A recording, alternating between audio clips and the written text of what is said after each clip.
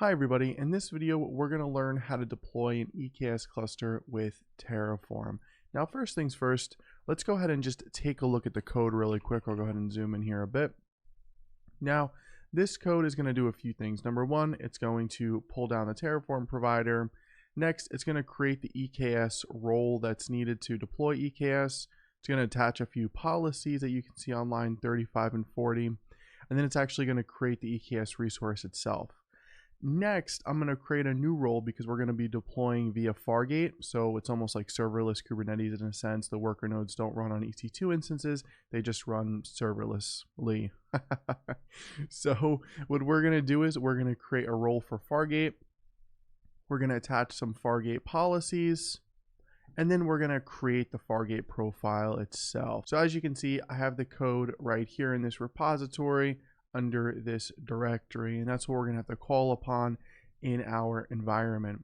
So going back here, what I'm going to do is under my Terraform EKS deployment project, I'm going to click on create new environment. Then I'm going to click VCS. Then I'm going to click Terraform for the IAC type and then click next. I'm going to confirm that I'm deploying via GitHub. All right, and this is where I'm going to put in my repository information. So I'm going to go ahead and I'm going to choose the repository with my Terraform code. I'll choose the proper branch.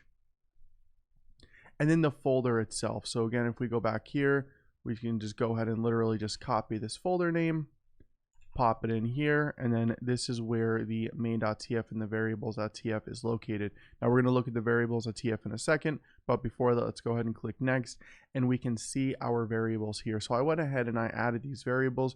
You can add them as organization variables or project variables with the specific values. But of course, to be able to use these variables, we need a variables.tf file.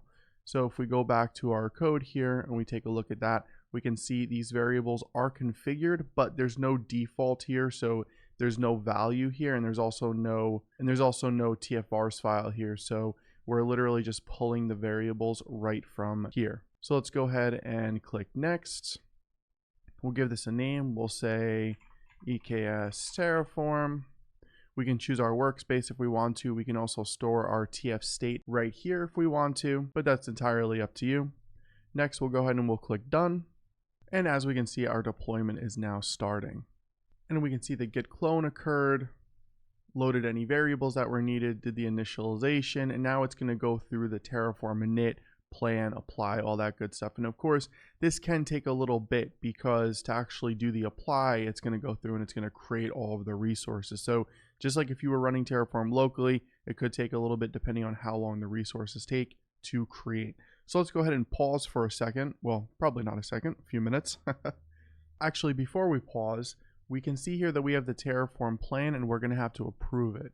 So I'm going to go ahead and I'm going to click that approve button, and now the deployment will occur. All right, and as we can see, the resources were created. If I go ahead and if I click on the AWS button, we can see the cluster was created, the Fargate profile, the IAM roles, and all of the attachments. Now, if I head over to my clusters here and I refresh in AWS, we can see that the cluster was officially created.